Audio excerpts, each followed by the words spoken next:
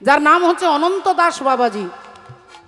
অনন্ত বাবাজি তিনি একটা গ্রন্থ লিখেছেন, যে গ্রন্থের নাম হচ্ছে ভবিষ্য মালিকা।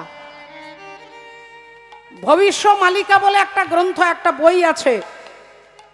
আর বইয়ের মধ্যে লেখা আছে, আজ থেকে 500 বছর আগে লিখে দিয়ে গিয়েছেন যে ভারতবর্ষ একদিন ইংরেজ রাজত্ব করবে। 500 বছর আগে লিখে দিয়েছেন ভারতবর্ষে ইংরেজ রাজত্ব করেছে। তারপরে বলেছিলেন মুসলমানের রাজত্ব হবে, তিনি লিখে দিয়েছিলেন, সেটাও হয়েছে। তারপরে বলেছিলেন পুরীর মন্দিরের নীল চক্রটা দেখবেন মন্দিরের ওপরে থাকে, সেটা বেঁকে যাবে। যখন এসেছিল আয়লা ফণী ঝড়, তাতে চক্রটা সত্যি বেঁকে গেছে। ওখানে একটা 10 টন ওজনের একটা পাথর পড়ে গেছে, ওটাও গ্রন্থতে লেখা আছে। যে পাথরটা পড়বে, আজও পর্যন্ত কোনো বিজ্ঞানী এখনো পর্যন্ত বলতে পারেনি যে পাথরটা কোনখান থেকে পড়েছে, মন্দিরের কোন জায়গাটা থেকে পাথরটা পড়েছে, আজও পর্যন্ত বিজ্ঞানী এখনো পর্যন্ত স্থির করতে পারছে না। আপনার বাড়ির দালানের একটা জায়গা যদি ভেঙে পড়ে, দেখলেই বলে দেবেন যে এখান থেকে ভেঙেছে, কারণ ওইখানে ভাঙা জায়গাটা থাকবে। কিন্তু মন্দির থেকে পাথরটা পড়লো 10 টন ওজনের, যেটা হাতিও একটা তুলতে পারবে না।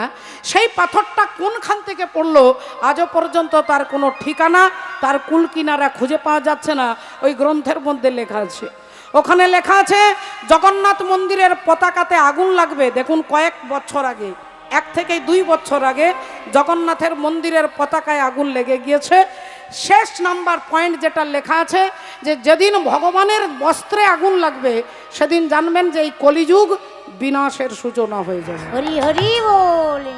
কলিযুগ বিনাশ হবে সেই দিন যখন জগন্নাথের বস্ত্রে আগুন লাগবে। হরি বল। আমি বানিয়ে বলছি না মা, আপনারা ইউটিউব সার্চ করে আপনারা গুগল থেকে দেখতে পারেন। যে গ্রন্থে লেখা আছে, গ্রন্থটার নাম ভবিষ্য মালিকা। 500 বছর আগে অনন্ত দাস বাবাজি লিখে গেছেন। 500 বছর আগে যা যা লিখে গেছে আমরা বর্তমানে আপনি মিলিয়ে দেখুন, তাই হয়েছে। শুধু একটা বাকি আছে, জগন্নাথের বস্ত্রে আগুন লাগা। এই আগুনটা যখনই লাগবে তখনই জানবেন কলিযুগ শেষ হতে যাচ্ছে, বিনাশ হবে। যার সৃষ্টি আছে তার বিনাশ হবে, আমি আপনি আটকাতে পারবো না। যতক্ষণ প্রাণ আছে ততক্ষণ একবার নিতাই গৌর প্রেমানন্দে হরি হরি হরি বলো ভগবান জগন্নাথ জিউ কি, বলো দাদা বলরাম কি, সুভদ্রা मैया की, गौर सुंदर की, उपस्थित भक्त बृंद की, निताई गौर ब्रह्मानंद हरि। তাহলে চৈতন্য ভগবান এলেন আপামর জীবকে করুণা করবার জন্য। দেখুন একটু লক্ষ্য করে, ভগবান অর্জুনকে রথে চাপিয়ে নিয়ে যাচ্ছেন, আর রথ এসে গঙ্গার কাছাকাছি দাঁড়িয়ে গেছে। ভগবান বললেন অর্জুন এবার নেমে যাও, নেমে গিয়ে তাড়াতাড়ি স্নান করে এসো, বেশিক্ষণ আমি দাঁড়াতে পারবো না।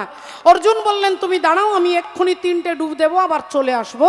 এই বলে অর্জুন রথ থেকে নেমে সোজা ছুটতে ছুটতে ছুটতে যেই গঙ্গার তীরে দাঁড়িয়েছে অমনি অর্জুন চমকে উঠেছে। একই অর্জুন চমকে উঠেছে, যে ঘাটে স্নান করতে এসেছে দেখছে সেই ঘাটে একটা মরা ভেসে যাচ্ছে, একটা মরা ভেসে যাচ্ছে। আর ওই মরাটাকে দেখে অর্জুনের প্রচন্ড ঘৃণা হলো। ছি ছি ছি ছি, আমি যে ঘাটে স্নান করব সেই ঘাটেই একটা মরা ভেসে যাচ্ছে, তাহলে এক কাজ করি, মরাটা ভেসে যাক, ততক্ষণ আমি উল্টো দিকে একটু উল্টো দিকে তাকিয়ে থাকি, মরাটা ভেসে গেলে তারপরে স্নান করব। অর্জুন উল্টো দিকে মুখটা ঘুরিয়ে নিলে,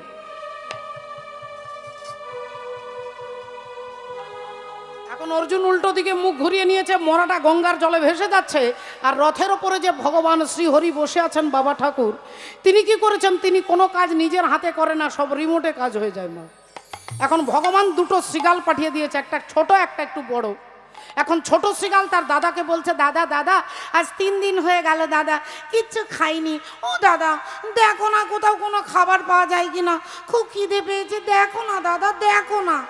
দাদা বলছে তোরও খিদে পেয়েছে, আমারও পেয়েছে, কি করি বলতো, কি করি বলতো, কার মুখ দেখে উঠছি আজ কপালে 3 দিন কোনো খাবার জুটছে না। এই দাদার ভাইয়ের মধ্যে কথা হচ্ছে, হঠাৎ দাদা দেখতে পেয়ে গেছে গঙ্গার জলে মরা ভেসে যাচ্ছে। দাদা লাফিয়ে উঠেছে, ভাই ওই দেখ গঙ্গার জলে মরা ভেসে যায়।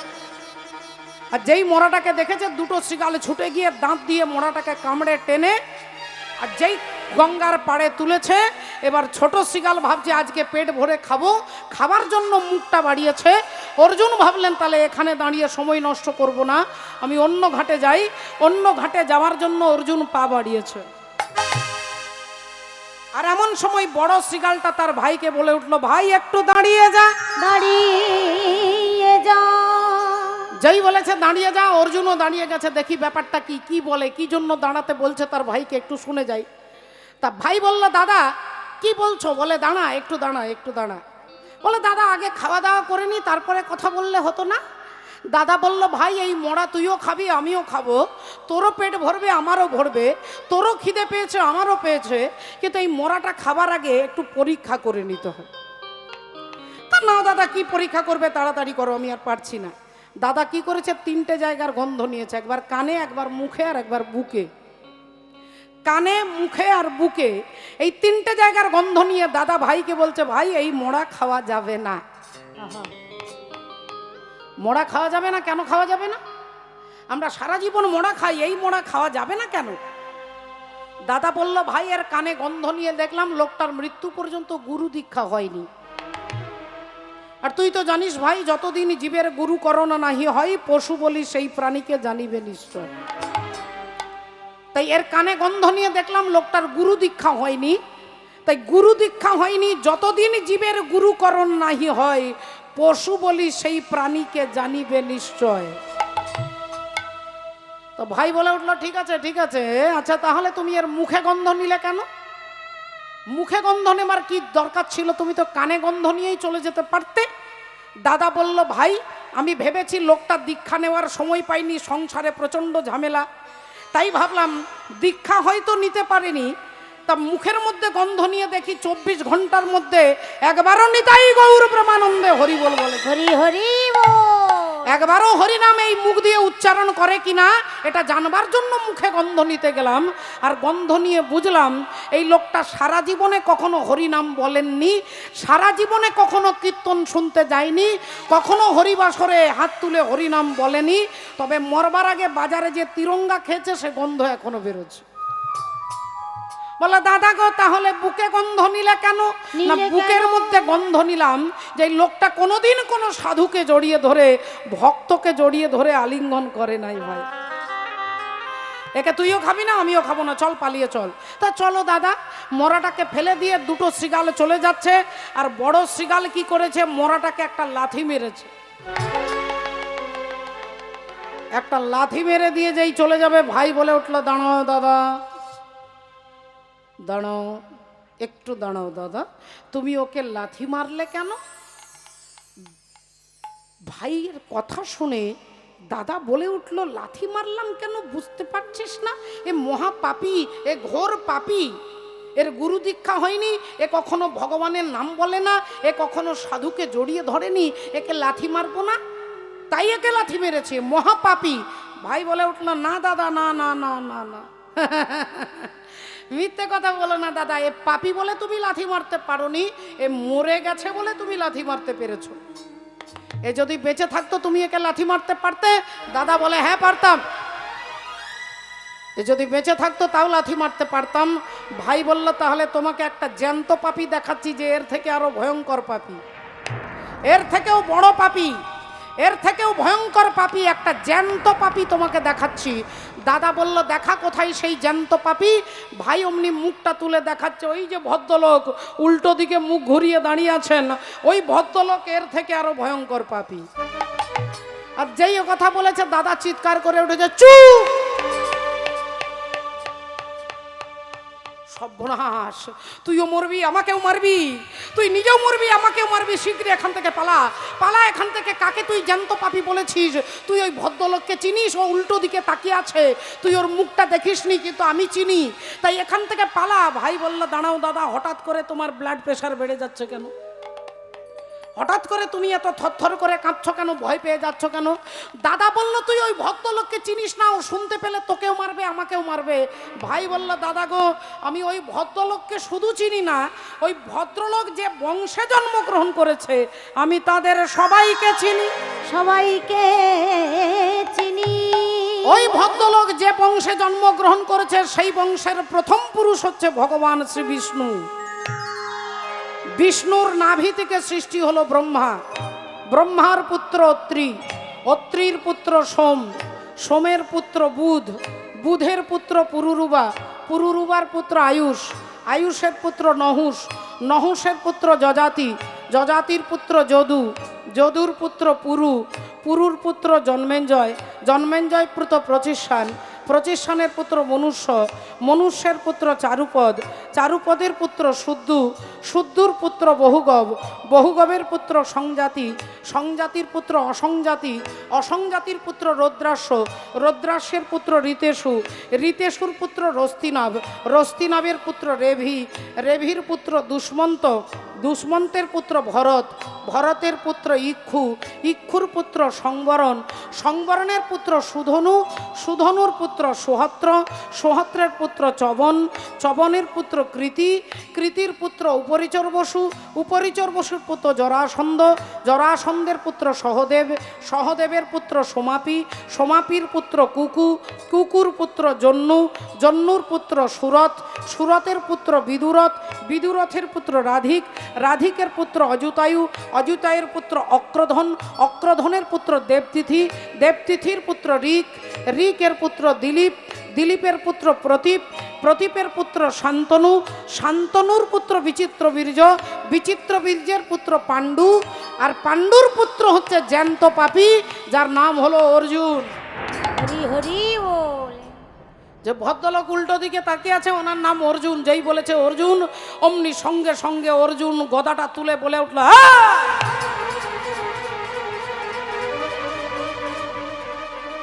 এত বড় সাহস! একটা সামান্য বনের পশু হয়ে আমাকে পাপী বলিস কি কারণ? এক্ষুনি এই গদার ঘাতে বধিব তোর জীবন, তোকে শেষ করে ফেলবো। তোর এত বড় সাহস, তুই কিনা আমাকে জ্যান্ত পাপী বলিস? ছোট্ট শ্রীগাল ছুটে গেছে, বললেন অর্জুন ঠাকুর, অর্জুন ঠাকুর আপনি আমাকে মারবেন? তা মারুন না, মারুন না, আমাকে মারুন না, কিন্তু আমাকে মারতে গেলে আমার 3টে প্রশ্নের জবাব আপনাকে দিতে হবে। আচ্ছা বল, বল তোর 3টে প্রশ্ন কি বল? শ্রীগাল বললেন অর্জুন ঠাকুর আমার প্রথম প্রশ্ন, আপনি এখানে কেন এসেছেন? অর্জুন বললেন ওরে মূর্খ শ্রীগাল, আমি এখানে গঙ্গা স্নান করতে এসেছি, এটাও জানিস না? শ্রীগাল বললেন আমার 2 নম্বর প্রশ্ন, গঙ্গায় স্নান করলে কি হয় গো? অর্জুন বললেন ওরে মূর্খ, গঙ্গায় স্নান করলে দেহটা পবিত্র হয়, এটাও জানিস না? শ্রীগাল বললেন আর আপনাকে বিরক্ত করব না, 3 নম্বর প্রশ্ন, এটাও আপনি উত্তরটা দেবেন তারপরে আমাকে মেরে ফেলবেন। আমার 3 নম্বর প্রশ্ন, যে জলে স্নান করলে দেহটা পবিত্র হয় এই গঙ্গার সৃষ্টি কোথা থেকে হয়? অর্জুন বলে উঠলেন ওরে মূর্খ, ওরে মূঢ়, ওরে অজ্ঞানী, ওরে নীচ, ওরে পশু, এই গঙ্গার সৃষ্টি গোবিন্দের চরণ থেকে হয়। তুই কি করে জানবি? তুই তো একটা পশু, তুই তো মূর্খ। এই গঙ্গার সৃষ্টি গোবিন্দের চরণ থেকে হয়। শ্রীগাল বললেন মাফ করবেন অর্জুন ঠাকুর, কিছু মনে করবেন না, আপনি আমাকে 10 বার কমপক্ষে মূর্খ বলেছেন, আমার এতে কোনো দুঃখ নেই, কিন্তু আপনার উত্তর শুনে আমার মনে হলো আমার থেকে আপনি ডবল মূর্খ, আমার থেকে আপনি ডবল মূর্খ। বলে কেন? না আপনি জানেন যে গোবিন্দের চরণ থেকে গঙ্গার সৃষ্টি, যার চরণ থেকে গঙ্গার সৃষ্টি সেই সৃষ্টিধর হরি আজ আপনার রথে বসে আছেন, আর আপনি কত বড় মূর্খ যে তার চরণটা ছেড়ে দিয়ে গঙ্গায় ডুব দিতে এসেছেন। ভগবানের চরণ ছেড়ে যে গঙ্গায় ডুব দিতে যায় তার সমান মূর্খ স্বর্গমর্ত পাতালে নাই। এবার আপনি আমাকে মারুন অর্জুন ঠাকুর, আপনার অনেক দেরি হয়ে গেছে, আমাকে মারুন। অর্জুন গদাটা ছুঁড়ে ফেলে দিয়ে হাত জোড় করে শ্রীগালকে প্রণাম করছেন, হাত জোড় করে প্রণাম করছে। এই করেছ ভালো নিঠুর হে, নিঠুর হে এই করেছ ভালো, এই করেছ ভালো, নিঠুর হে, নিঠুর হে এই করেছ ভালো। এমনি করে হৃদয়ে মোর তীব্র দহন জানো, নিঠুর হে, নিঠুর হে এই করেছ ভালো। এই করেছ ভালো, নিঠুর হে, নিঠুর হে এই করেছ ভালো। আমারে ধূপ না পড়ালে গন্ধ কিছুই নাহি ঢালে, আমারে ধূপ না পড়ালে গন্ধ কিছুই নাহি ঢালে।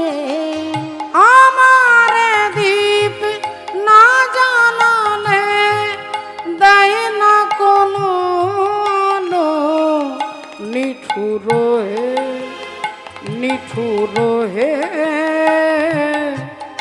এই করেছ ভালো। এই করেছ ভালো, নিঠুর হে, নিঠুর হে এই করেছ ভালো। মাননীয় ভক্তমণ্ডলী, ভক্তিমতী মায়েরা, শ্রীগালের একটা কথা শুনে অর্জুনের চেতনা ফিরে এলো। তিনি এসে ছুটে এসে গোবিন্দের চরণ দুখানা জড়িয়ে ধরেছেন।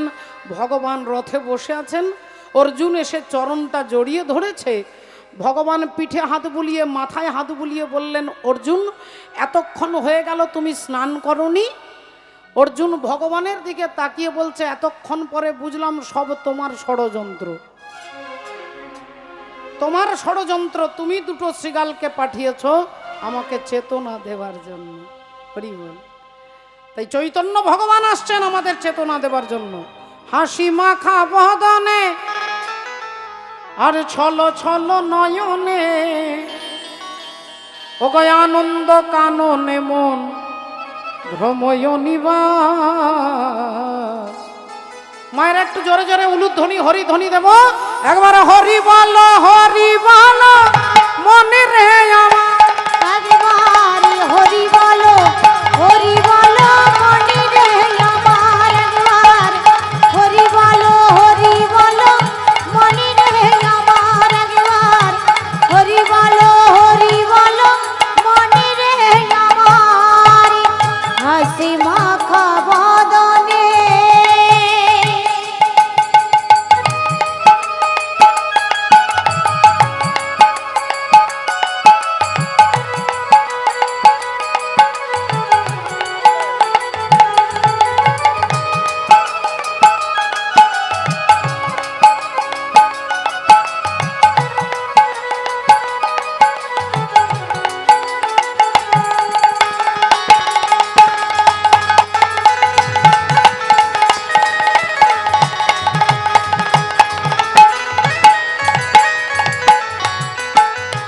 ওরে গতি নাই, গতি নাই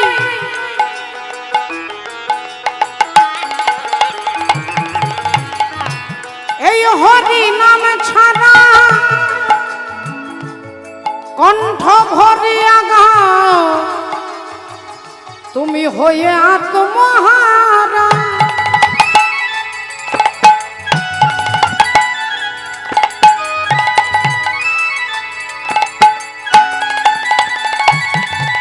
ওরে গতি নাই, গতি নাই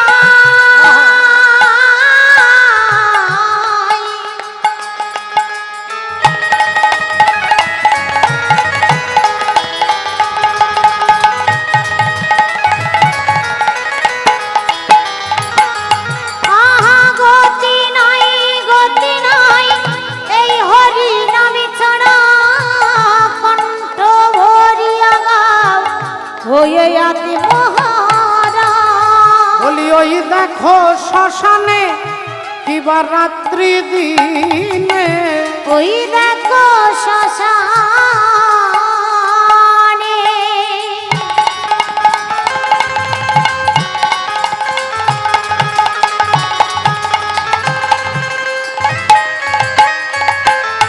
আর ওই দেখো শ্মশানে কিবা রাত্রি দিনে, ওগো পুড়িতেছে মানুষের কত অহংকার।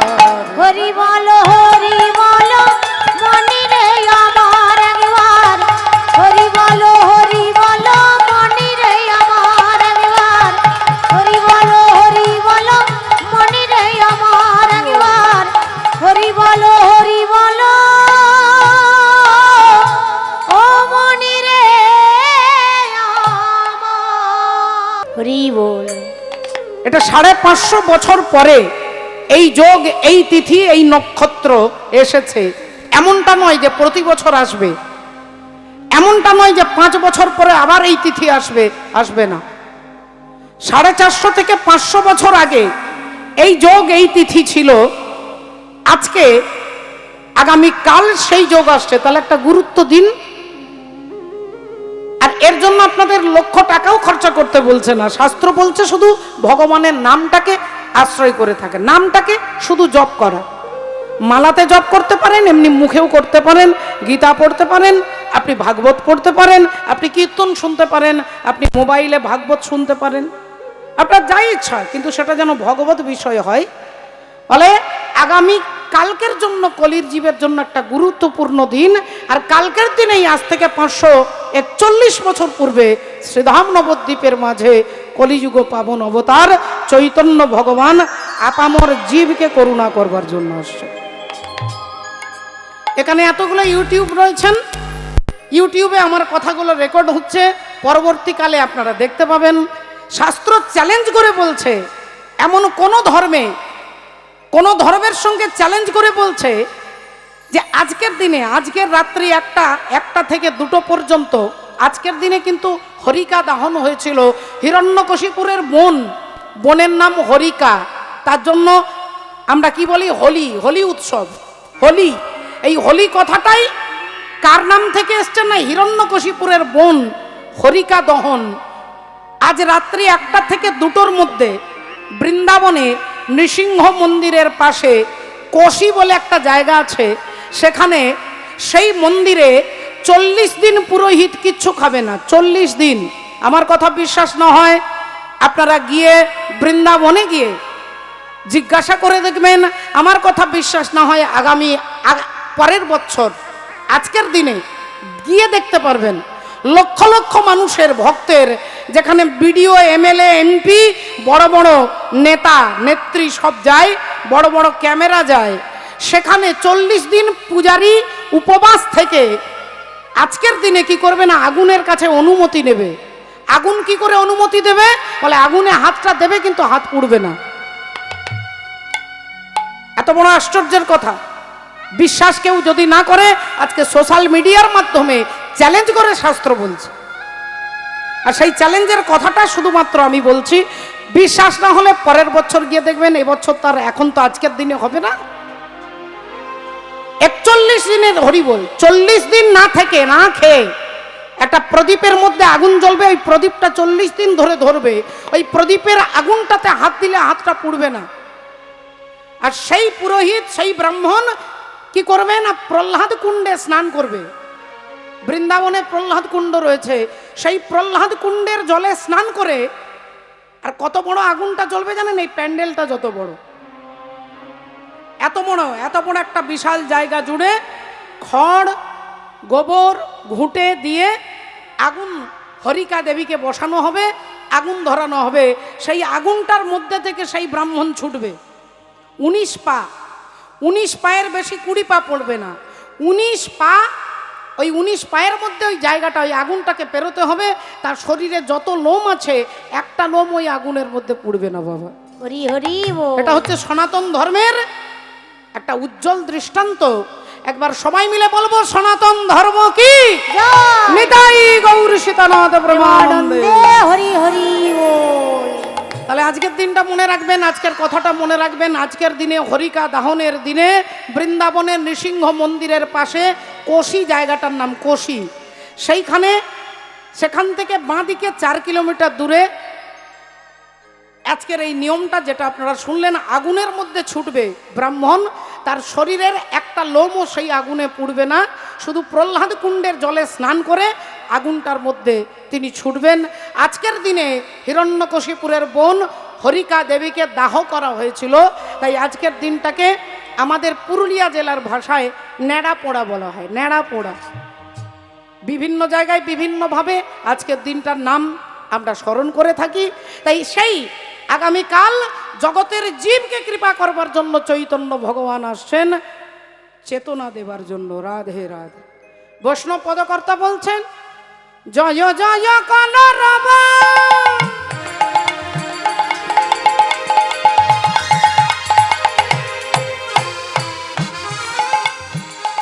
অগনদিয়া নগরে, জয় জয়